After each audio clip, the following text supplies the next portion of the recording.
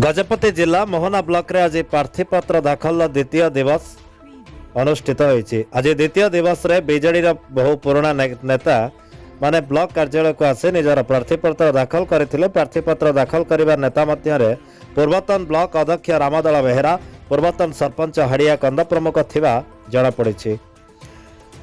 आज समुदाय 107 जन प्रार्थीपत्र दाखल करिसेंती। गतकाली प्रथम दिन में 37 जन प्रार्थीपत्र विभिन्न पदवी पर दाखल करथिया सत्वे आज द्वितीय दिन में वार्ड सभ्य निमंते 53 जन, सरपंच पदवी निमंते 27 जन और समिति सभ्य निमंते 27 जन प्रार्थीपत्र दाखल करिसेंती।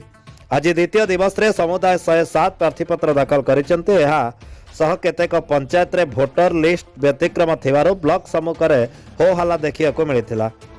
अप्रीतिकर परिस्थिति सृष्टि होगा आशंका मोहना थाना अधिकारी सदल बेले ब्लॉक सम्मुख में पहुंची घटना को आयत्त करने सह लोकों को बुझासुझा करथिले।